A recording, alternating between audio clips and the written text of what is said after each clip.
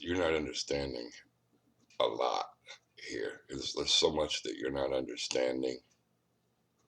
Here's what you're not understanding. This world used to be covered in big trees. Okay? It was a huge forest here. The air was different. Everything was different before. Okay? This is the part you guys aren't getting. Open your mind up right now and listen to what I just said. This is the part it's like everybody's brain turns off at this point. You know, the earth is flat. Okay? We know that. But there used to be big trees here too. Okay? Big trees. All mountains are remnants from these tree stumps and these trees that used to be here. Okay? All mountains are tree stumps. Think of what I just said. Petrified tree stumps. Okay? Devil's Tower, every mountain that you see, every freaking mountain, every hill that you see was a tree that's covered up in vegetation. When they cut them down, they cut them at an angle. That's why they're called the angels. Angles. They cut the trees down at an angle, and then it fells. The whole tree falls. But if you look around, these trees would go to the side. They wouldn't grow straight up. Not all trees grow straight up. The trees that were here before, they grow to the side, and they come out like this, and then they grow into multiple trees. Okay, and they just branch out everywhere, and they cover the whole sky. Here's what you're not getting. Listen to me. They covered the whole sky. Okay, imagine a big tree, 20 miles high, a 20-mile high tree that grows to the side. Okay, it comes out and branches out everywhere. You're not gonna have no sun running around. Okay, you're not gonna have any sun. You're gonna have shade. Everything was shaded before. Okay, they chopped down every fucking tree, like they say in the Lorax. We chopped down every tree in the Dr. Seuss and the Lorax, the story of the Lorax, the lore of the axe. Okay, they chopped down every tree. Okay, when you chop down, you couldn't even leave one of these trees. If you left one of these big trees that I'm talking about, it would cover up the sky. And when the sun went by, you'd still be shaded. This whole place used to be shaded. Okay, it was not. You didn't have sun. You didn't have light coming around you each day. It was big trees. Okay, and everything was tree limbs and trees. You didn't even see any skylight or light coming at you or anything. It was like a phosphorus purple light that would come at you, and everything was darker and covered up, and everything would come at you as like a neon a color that was coming from the trees. Light came from the trees only, because that was all that was around us. Okay, there was one tree after another, and they grew so high, like it talks about in the cedars of Lebanon, and how the mighty tree Assyrian, was the biggest tree ever, and all of the trees were, and their limbs and branches came out so far that it blanketed the whole land around, and you didn't see sky at all. There was no sky. There was no sun. In the Book of Enoch, they talk about it too, and they talk about in the Book of Enoch how when they took the trees down and they felled the trees, the next day afterward, how Adam came out of the destruction that had just happened, and said, "What happened to my beloved trees? I can't smell the smell anymore that used to be here. There used to be a different smell from the trees. They have, you know how trees smell good.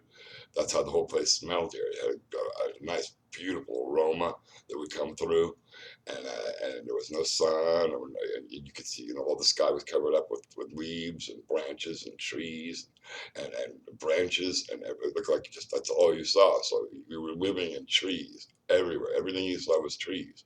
Okay, and they didn't like that for some reason, and they cut them all down, and that's why your skies are all empty. Everything's empty, and you just see these little, round humps that are tree stumps. In Venezuela and rainforests and stuff like that, you'll see it. These big mountains. Mount Roraima, in Venezuela. Take a look at Mount Roraima, Roraima, Mount Roraima in Venezuela. Take a look, those are all tree stumps, okay? Imagine those beautiful trees and how the rain would come off of them and everything would be misty and a different environment that you lived in. Everything was very conducive to growing things. It had like you got, everything was covered up, so it was misty and wet and smelled good.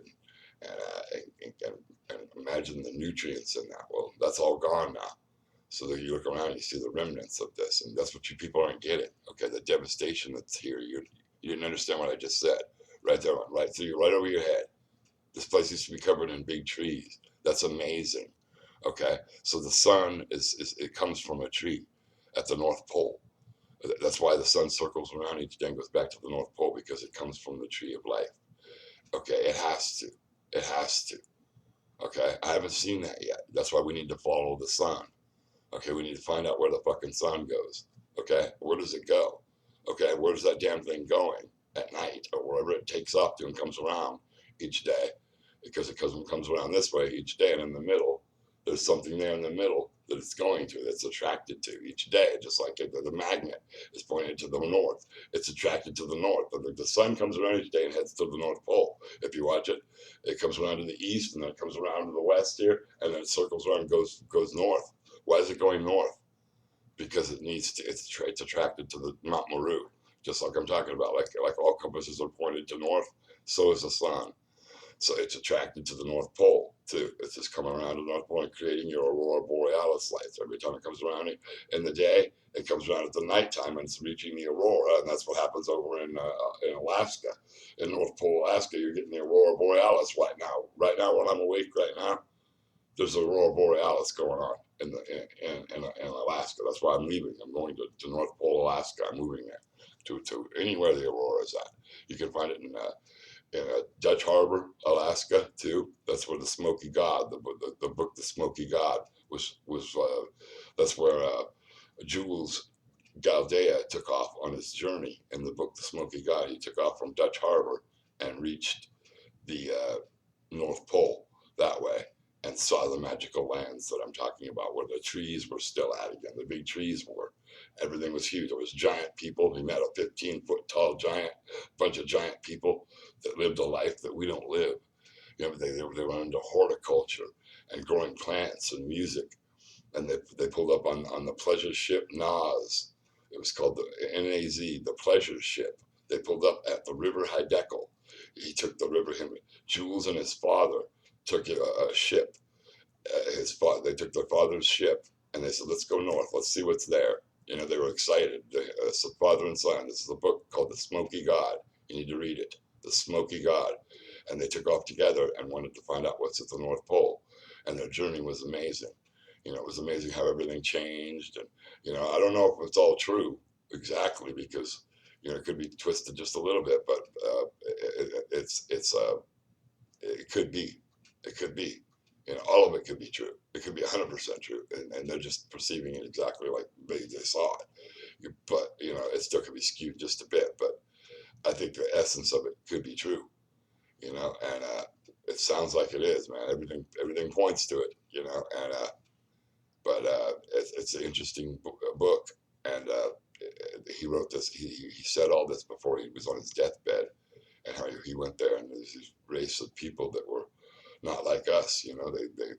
They were peaceful and lived a life that we should be living. We should be living now. All the mistakes that we're making now, they weren't making. And they were 15 feet tall and full of wisdom and happy, riding a pleasure ship, Nas, singing musical tunes. When they showed up, they were singing, and they just sounded like this big circus of thunder coming at them. On the river Hiddekel, they met Jules Galdea and took him on a journey into their land north, and he went north. And when him and his father saw amazing things, 100-foot, 30-foot tall turtles, and 100-foot tall elephants, big elephants that 100 feet tall coming at you singing songs as they come. You can hear them through the jungles, roaring their songs. Can you imagine that? This is what he's talking about. And this world could exist out there. and then the pygmies that live there too. There's a pygmy tribe. There's pictures of us with pygmies, near Mount Meru, and then islands. It's called Pygmy Island. You've all heard of the Pygmy Islands. And there's little tiny people there. That's what they represent in the Wizard of Oz with the little people. The Skralians are the little ones. That's representing the North Pole. And when you see the Pygmy Island, that's what the Munchkin land represents. Pygmy Island. The Munchkins are the pygmies. They represent the pygmies. And it's there's different at the North Pole. What's at the North Pole? We need to find out. And this place was covered in big trees, so you didn't have the sun here before. It's where you people aren't understanding that this is amazing. This is what your gut getting. You should go, what? Oh my God. Like, this is why flat earth is so important, and people wondered what the earth looked like because you were in trees. You didn't even have any idea what was beyond that. Then they chopped them down and it's like, whoa, it's flat here. Geez, okay, that's what it looks like. They got to get a look at what was around them. You know what I mean? Because they took down the trees. They said, oh, this whole place flat. Let's go see. And then they went, no, it's okay. It's flat forever. Let's keep chopping down these trees. And now look at our earth looks horrible without the trees. We have the sun comes around every day and blisters us with, well, not with heat. The sun isn't the one. The atmosphere is heated up. The atmosphere is what's heated up. Without the leaves and the trees to have shade, the shade from the trees is what kept this place. And the stuff that comes off the trees would interact with the environment and create a different ecosystem here. Our ecosystem used to be different here, much more hospitable to life than it is now. Now you just run around, there's no food to eat, and we're all just victims to whatever is left over. It's like you killed the land and you expect people to live. You can still grow things, but everything's under control now. And when they grow the food, they give you what they want. Everything's doled out to you and sold to you through money, which you didn't have that before. We just lived in these trees and shared everything, and the fruit was so big from these trees. One of those fruit could take care of a whole fucking city of people. There wasn't so you could just walk up to this tree and fed everybody easily. One of those fruits could feed, everybody, and that's just one of them. It was so abundant. That's why they got rid of them all, because it was just making a big mess to them. When you're trying to get order, a new world order, and you want order to think to your evil plan, and to take over everything. Of course, you're going to get rid of everything. You know what I mean? And make it look like it does now here. You know what I mean? Look at this place, man. This world. It's all about business and money and a bunch of bullshit, man. See, you kill nature and you killed everything that was good here. There's nothing good here anymore. Look what you're left with: video games, sitting in your house rotting, playing video games and watching TV. You think you're so lucky to be sitting in your apartment with your 50-inch television and your remote control watching TV. You're not, and you're killing yourself. You're killing yourself. They set you up. They set you up to take your mind and your body and your soul from you and have you dying like you are, living like to 75, 80 years old, eating McDonald's and sitting in front of a TV, and then going to the hospital and dying. You're just like a cow on an assembly line to death, to slaughter. You're the same fucking thing, man. You just don't see it. Wake up. Wake the fuck up. That's what I'm trying to tell you. Wake up. You need to fucking wake up, man. You start with the earth being flat, but you wake up in every way. You understand that you've been fooled. You're a fool, and this whole system is set up and rigged, and we all need to get away from it. It's gonna kill everybody, even the people who are running the system. It's gonna kill you too. So you need to wake up too, everybody, because hey man, the point of being here is to live, and they've killed everything around us. So remember that. The sun used to be here, and this place was covered in big trees, and the skies did not look like this before, and this ecosystem was totally different. Remember that. Somehow you people are forgetting that. That's more important than anything in this world. Wake up to that. I don't want to talk about nothing else. That's why this whole video is about that. Everything is about that. We're not talking about nothing else. I don't care about nothing else. That and veganism. Stop killing animals and eating animals. That's another thing. They tricked you into that. If you can do that and kill an animal and eat it, then you're going to be enslaved too, because that's the trick. If you can kill an animal and eat it, then you're never going to be free. You're never going to be free. So you got to go vegan. Okay, these things you need to do now, and that's why I'm leaving the system, because I'm going to go teach this to everybody. Wake up.